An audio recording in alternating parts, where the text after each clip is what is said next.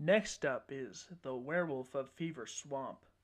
Grady and his sister Emily, along with their parents, they move into this fever swamp in Florida, and their parents are testing these swamp deer. And so then all sorts of stuff happens. Like some of the deer turn up dead. There's a rabbit that turns up dead. And Grady meets this kid, Will, who is actually the werewolf. There's not really much to talk about in the middle because it's just animals turn up dead. Weird things have happened during the night. The dog is blamed. Grady says it's not the dog. And no one knows what's going on. They go out exploring the swamp and they're chased by the swamp hermit who is only teasing them. And then at the end of the book, when the werewolf finally does show up, it bites Grady. So Will, the werewolf, bit Grady, and you know what happens when you're bitten by a werewolf. You become a werewolf. And so that's the twist ending, is that now Grady is the werewolf of Fever Swamp. So this book, again, it was okay. My biggest letdown of the book is that the werewolf finally appears right at the end. It's a lot like Curse of the Mummy's Tomb, except in this book there are a lot of times where the werewolf, you know it's the werewolf that's causing trouble, but it's the unseen werewolf. It has bits of fear to it, but at the same time, we want to see a werewolf. Again, it had good moments to it. It had some suspenseful moments, it had some scary moments, but I think it could have done so much more. I think it could have done so much better. That it's a bit of a letdown. Up next, we have The Abominable Snowman of Pasadena. Jordan and Nicole's father is a photographer, and he's asked to go to Alaska to get a picture of the snowman, the abominable snowman. And so he says, hey kids, why don't you come with me? The kids are like, yeah, we want to get out of this California heat. They go to Alaska, and they meet up with their guide, and he's scared. He's scared to go after this thing. He's telling them stories about how dangerous this thing is and how much they should just go. And then we get into, they're hiking through Alaska, and then the kids get lost falling down these crevices. And some, honestly, pretty terrifying stuff. And then Arthur, the tour guide, about in the middle of the book, he just leaves them, just packs up his stuff and leaves them there, out in the middle of the Alaskan wilderness with a potentially deadly monster out there somewhere. Eventually, the kids do come across the snowman. So they come across the snowman, and it is kind of a scary scene in the book. Like the snowman starts chasing them and everything, and they manage to get away. They manage to capture the snowman and bring him back to Pasadena. But the snowman, he had this like magic snow, and the kids brought it back with them. And they're like, wait, we'll have a snowball fight in Pasadena. And so they throw the snowball at one of the, I think there were twins that were always picking on Jordan and Nicole. They threw the snowball, and then like the whole street just covered in snow with this magic snow. They're like, oh my gosh, that wasn't supposed to happen. And then they kind of get a little nervous. And then they get some of this snow, and then Nicole gets hit by it. And Nicole is frozen solid. And they don't know what to do. They try to thaw Nicole out. They bring her in front of the furnace, and nothing is working. They can't defrost Nicole. And so then they think, well, the snowman would know how to do it. And so they have to let the snowman out of this, essentially it's kind of like a refrigerator, I guess, that they keep him in. And so they let the snowman out. The snowman wakes up, sees Nicole, and then this is my biggest problem with the book. And my biggest problem with a few of the other books in this series. The snowman just hugs her, and he rolls over all the snow, melting all the magical snow, and just runs away. And that's it. So this book, up until that point, was really good. And I suppose that with that ending, it can be interpreted as, oh, this angry deadly snowman is now loose in Pasadena. Yeah, but I really don't like it when R.L.Stine takes his antagonists and he turns them into complete wimps. Now, this snowman was built up as this big, bad, scary thing. Something that could do some real damage, really be deadly. And in the book, he just hugs the girl, defrosts her, defrosts the city, and runs away. He doesn't, wreak any havoc on the city, anything. It's really a letdown when you build it up that much and then you just at the last second turn your antagonist into a wimp. I really hated that about this book. But that didn't really destroy the book because again it can be interpreted as now he's loose and no one can stop him. But still, it should have just shown something, I think. And the book is actually kind of exciting. There are some real scares to this book, especially in the first maybe 2/3 of the book. It's a pretty okay read. Up next, we have Monster Blood 4. So the characters are generally the same as in the other Monster Blood books. There's Evan, his friend Andy. Now Kermit is returning and Conan is also back. I think that this was the best Monster Blood book, honestly, with all the hate that it gets as being, the worst Monster Blood book. I do not agree with it. I thought that it was the best one. I thought that this one was much more well-paced, and essentially it's a story about, unleashing the apocalypse. I think that the reason why this book fails, because it still is kind of low on my list, is because it's a Monster Blood book. There's Monster Blood that's green and it keeps on growing, and now there's a different kind of Monster Blood. I thought that was the weakest aspect of the book. I mean, I wouldn't mind if it still featured Evan Ross and his friend Andy and Kermit and Conan and all that. I wouldn't mind if they used the same characters, but just the fact that this is still Monster Blood and it's little slug monsters. I didn't think that clicked very well with me. But the story itself, they're talking about Monster Blood. And then Andy, I believe, comes with the can that's marked Monster Blood again. She opens it up, and it's this cute little blue slug. Oh, he's so cute. And then it gets some water, and then it splits into 2. That 2 splits into 4. That 4 into 8, then to 16, and then so on and so on. And they're getting bigger, and they're getting much more evil, much more ferocious. They're really trying to stop it. And a lot of the things that they do just makes it worse. And another thing about this book, maybe this is the main reason why I think the book failed as much as it did, or succeeded as little as it did, I think is a better way to put it. It is so anticlimactic. There's these big monster slugs that are going to destroy the world. They're getting super mean. They're eating everything in sight. And then they just eat each other. That's it. They just get so evil that they eat each other. And then they just eat each other into oblivion. It was so anticlimactic. I wish that it was better, but I think that this was definitely the best Monster Blood book.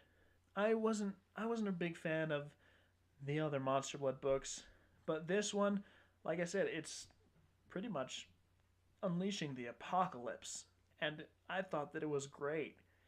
But then you get into how anticlimactic it was, and how, as a Monster Blood book, it doesn't really work. And then the explanation they give at the end of the book about how there was this doctor who, his name is Professor Eric Crane, and he says, I developed this to be used for underwater fighting, because water makes them multiply, and as they multiply, they just get more and more meat. He thought that it would be the best idea in the world, this Professor Crane. He knew that it would never work, and apparently there was one more can, and that, again, it just makes it even more stupid that this is a can of Monster Blood. I just don't think that it fits. And then the twist ending comes along, which was, again, kind of in true Goosebumps form. It was kind of darkly comedic. Conan, the bully, he ate some of the monster blood. And so, before in the book, it's like you ate the monster blood and you got bigger, just like the monster blood. He eats the monster blood in it and he multiplies, just like the monster blood does in this. And so then at the Evan is surrounded by 4 Conans who are all threatening to beat him up. And so, yeah, it's somewhat of a weak ending. But at the same time, it's, I guess, kind of an enjoyable ending. Kind of meh. But yes, my favorite Monster Blood book, easily. Overall in the series, definitely nowhere near my favorite though. Now up next is Piano Lessons Can Be Murder. So this kid Jerry moves into a new house. He finds a piano up in his attic and he says, it might be cool to learn the piano. And then late at night he hears the piano playing by itself. He goes out to see it and there's this ghost woman with no hands playing the piano. And then he tries to talk to her and her face melts off. Just melts off in pretty descriptive detail. And so yeah, that adds quite a bit of scariness to the book. So it was really good. He eventually resolves that he's going to take piano lessons anyway. And so he finds this guy. His name is Dr. Shriek. I wouldn't take piano lessons or anything from somebody whose name was Dr. Shriek. Dr. Shriek is obsessing over Jerry's hands. He's like, oh my gosh, your hands are so beautiful. They're perfect for playing the piano. Honestly, pretty creepy stuff. He goes to Dr. Shriek's school and he's taking the lessons and everything. And still, Dr. Shriek is obsessing over his hands. Meanwhile, he goes home every night to hear the ghost playing the piano. And she says, don't go to the Shriek school, stay away. And then he goes back to the Shriek school, and then creepier stuff keeps on happening until eventually he decides he wants to quit. And so they said, okay, well, his parents, they say, okay, well, we paid for just one more lesson, so go and just take that lesson, tell him that it's your last one. He goes and then tells Dr. Shriek, hey, I want to quit. Dr. Shriek says, no, you can't. Your hands, your beautiful, perfect hands. And so then, Dr. Shriek starts chasing Jerry. Chases him down into the auditorium down below. And then there are pianos all around being played by dismembered hands. And honestly, some, again, pretty unnerving stuff. So then the janitor, Mr. Toggle, who was a mechanical genius, he just reaches over and he turns off Dr. Shriek. Dr. Shriek was a robot made by Mr. Toggle. And Jerry's like, oh my gosh, thank you for saving me. And then he turns to leave. Mr. Toggle looks over to him and he says, wait, I still need your hands. Because he can't design hands correctly because they're too intricate and they're too precise. With as much of these mechanics as he knows, he can't replicate human hands. So Jerry tries to run out and then he runs into the ghost who was playing his piano in his attic. And then she's all screaming at him, I told you to stay away from here. What are you doing? And then she goes up to Mr. Toggle and he freaks out. And then a swarm of ghosts comes in, grabs Mr. Toggle. It's not clear what happens to him. He just gets dragged off into the forest next to the school and he's never seen again, I guess. And then, here's a good part of the story. Then Jerry takes up baseball because he just has magnificent hands. This book, again, it had a lot of very suspenseful moments, very creepy moments, and it was a pretty charming story, I think. It had a lot of good elements to it. The story was just kind of monotone. It was sort of bland, I guess. I don't think that that's really a good way to put it because it was interesting. It did definitely keep me invested enough to keep going. But I don't know what word I'm looking for. It was just kind of meh to me. But it is a pretty good read. Next is Calling All Creeps. So Ricky is really harassed throughout this whole book by all of his classmates. They keep calling him Ricky the Rat. And so he is just sick of it. He's kind of a klutz. He doesn't really do anything right. So he is on the school paper. One day, he drops a can of Pepsi onto Natasha's computer, and then she says, "Oh my gosh, you are off the paper." And then he wants to get her back. He puts an ad in the school paper, and it says, if you're a creep, because Natasha was always calling him a creep. So he says, if you're a real creep, call Natasha after midnight. This is her number.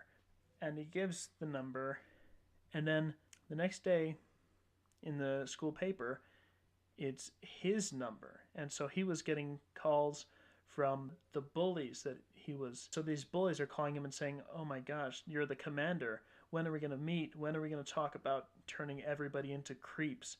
The creeps are basically like lizard people. They meet up, and then they say, "Okay, you need to plant these seeds. So when people eat these seeds, then they'll turn into the creeps." And so they give Ricky the seeds, and he plants them in the cafeteria food. And he tries to make sure that nobody eats it. And the creeps are all like, "Commander, what are you doing?"